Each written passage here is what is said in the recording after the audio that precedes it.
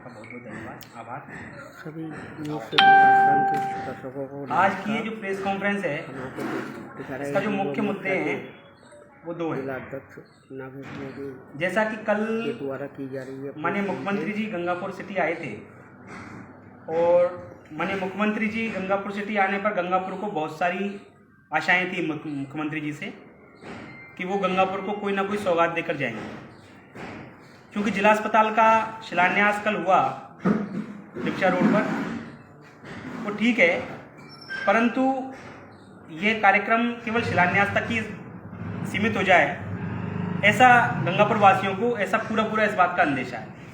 क्योंकि उन्होंने पहले भी एक शिलान्यास सरकार ने किया था, अभी आपने देखा होगा ये मोकल अंडरब्रिज का, उस शिलान्यास के बाद उसमें बजट भी पारित हो गया, पता नहीं हुआ, और सरकार घालमेल करके आज तक उसका कोई क्रियान्वित नहीं हुआ। दूसरा हमारा ये है कि कल माननीय मुख्यमंत्री जी ने शिलान्यास तो कर दिया, परंतु शहर के मध्य में जो अस्पताल है उसके बारे में उसका भविष्य क्या होगा, उसमें सुविधाओं में कोई कमी की जाएगी या सुविधाओं को यथावत रखा जाएगा, चिकित्सकों में स्टाफ में कोई कमी की जाएगी, यथावत रखा जाएगा, उसके बारे में उन्होंने कोई टिप्पणी नहीं की। मुख्यमंत्री जी ने मात्र केंद्र सरकार को कोसने के अलावा मुझे लगता नहीं कि दूसरा कोई काम किया। ERCP पर वो लगातार बोलते रहे, परंतु जब हमारे केंद्रीय मंत्री गजेंद्र सिंह शेखावत जी ने ERCP पर और जवाई पुनर्भरण पर जब ये बैठक बुलाई थी तो माननीय मुख्यमंत्री जी उनका कोई प्रतिनिधि सरकार का वहाँ पहुँचा नहीं, उससे उनकी गंभीरता का पता चलता है। दूसरा, मुख्यमंत्री जी ने और हमारे रामकेश जी मीणा ने पिछले बजटों में CT स्कैन मशीन का एक घोषणा करवाई थी। आज तक CT scan machine Gangapur city को उपलब्ध नहीं हो पाई। शहर की स्थितियां आप देख ही रहे हैं, सारी सड़कें खुद ही पड़ी हैं। LNT ने और अमृत योजना वालों ने किस प्रकार का शहर को खोद रखा है, उसके बारे में भी आप खुद देख रहे हैं। क्योंकि मुख्यमंत्री जी का ध्यान से सरकार बचाने पे, आपने परसों का सुना होगा, सचिन पायलट जी गद्दार हैं, वो कह रहे हैं कि वो अब छोड़ देना चाहिए। इस प्रकार से सरकार आपस में एक दूसरे को केवल एक दूसरे को आरोप लगाकर खुद ही एक दूसरे को बचाना चाह रहे हैं। सरकार चलाने का इनका कोई वो नहीं। कल का जो पूरा कार्यक्रम था सरकारी कार्यक्रम था, उस सरकारी कार्यक्रम में सरकारी मशीनरी का और सरकारी पैसे का जिस तरह दुरुपयोग हुआ अनाज मंडी में, वो आप सब लोगों ने देखा। केंद्र सरकार को कोसने का काम हुआ, मुख्यमंत्री जी ने अपने कांग्रेस का प्रचार किया सरकारी कार्यक्रम में, जो बिल्कुल अनैतिक कार्य थे, मुख्यमंत्री जी को शोभा भी नहीं देता है। दूसरा हमारा एक है, आप अभी राजस्थान में भारतीय जनता पार्टी ने जनाक्रोश यात्रा निकालेगी पूरे राजस्थान में, तो प्रत्येक विधानसभा 200 विधानसभाओं में जो जनाक्रोश यात्रा निकलेगी उसमें पार्टी ने अलग अलग संयोजक विधानसभा के बनाए।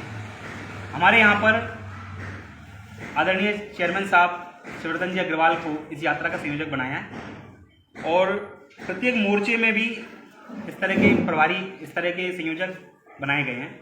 तो युवा मोर्चा ने भी पूरे जिले की चारों विधानसभाओं में जो है अपने संयोजक और प्रभारी नियुक्त किए हैं। उन प्रभारियों में सर्वप्रथम मैं आपको सवाई माधोपुर के बारे में बताता हूँ।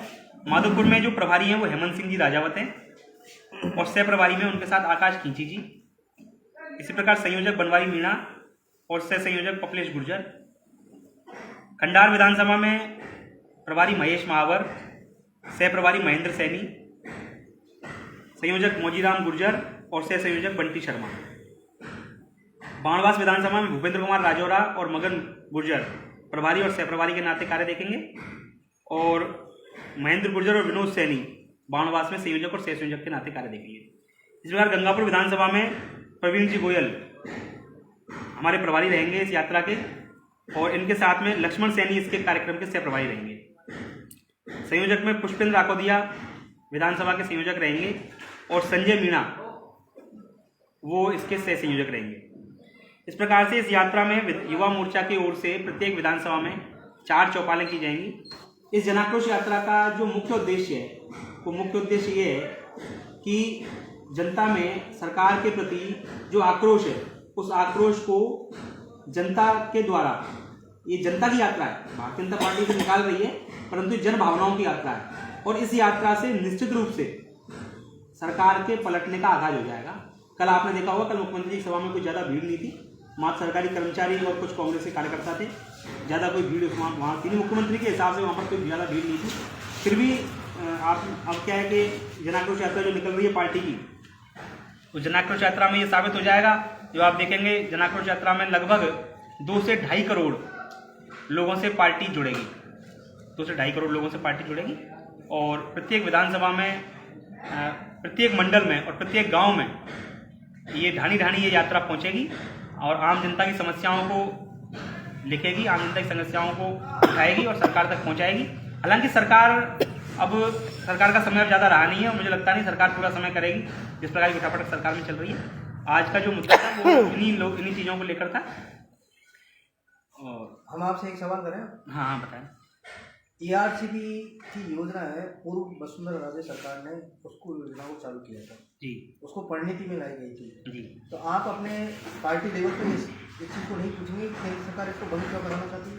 नहीं कल मुख्यमंत्री ने बड़ी सभा में ये बात रखी थी और जनता से भी ये बात कहा था कि आप जनता पूछे कि जब पूर्व CM ने इस योजना को चालू किया था तो केंद्र इसको बंद क्यों करा रही है?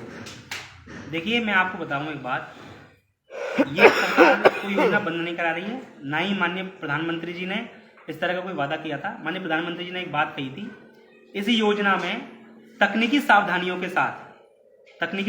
के साथ में इस योजना को आप भेजें वापस से तकनीकी मूल्यांकन करके इस पर संवेदनशीलतापूर्ण विचार किया जाएगा, ये माननीय प्रधानमंत्री जी ने कहा था। तो कुछ तकनीकी खामियां शायद उसमें रह गई हैं, उनको पुनर्मूल्यांकन करने के बाद में अगर सरकार भेजेगी तो उस पर संवेदनशीलता से केंद्र सरकार विचार करेगी। नहीं तो ये कब तक चलेगा ऐसा इस तरह से? ये तो राजस्थान सरकार भेजेगी ना वैसे मूल्यांकन करके, तो इसको राजस्थान सरकार उसका तकनीकी पुनर्मूल्यांकन नहीं कर रही है। दूसरा, आप जन आक्रोश रैली निकाल रहे हो, क्या आपको डर लग गया है कि राहुल गांधी अपनी यात्रा निकाल रहे हैं, उससे मतलब क्या है कि उनको फल मिलेगा, सरकार रिपीट हो सकती है?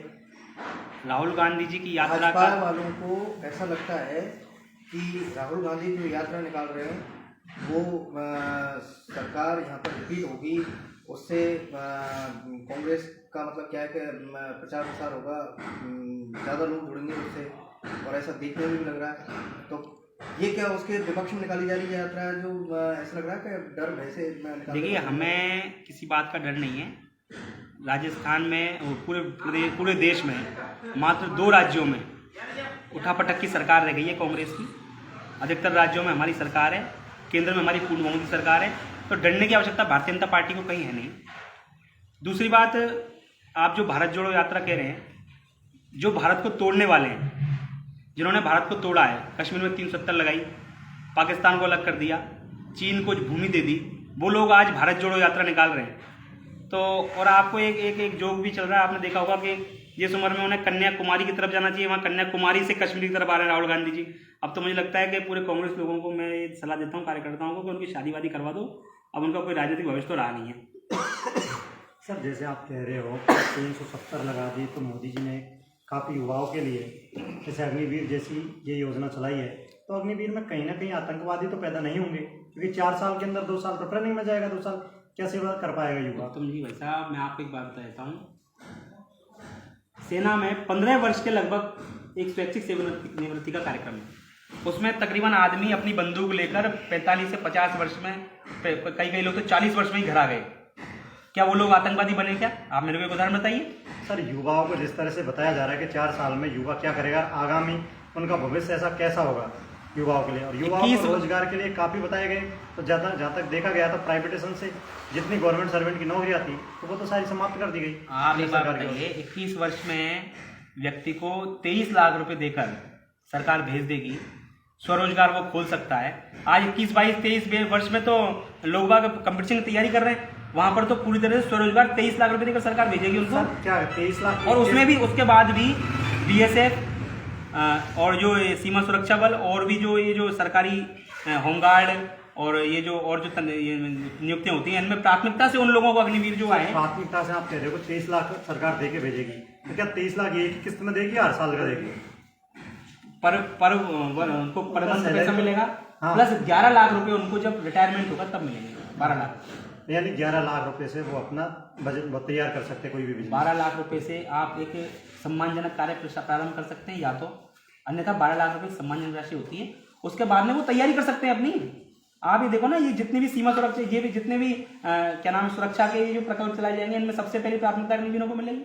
नहीं सर, वो तो अग्निवीर है, पर पहली बात तो ये बताओ कि जब लगातार 3 साल से केंद्र सरकार जो बीएसएफ की लिए आर्मी की भर्तियां ले रही है, और अब लगातार रिजेक्ट कर रही है, लगातार 3-4 सालों से ले ही नहीं रही, लड़के सुसाइड करे, इसके बारे में क्या कहना आपका?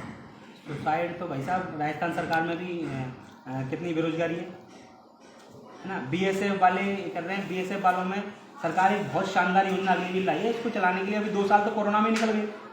आपने देखा 2 साल तो कोरोना की मार पूरे विश्व ने झेली है, तो उसके बाद में सरकार को समय कितना मिला? 1 साल।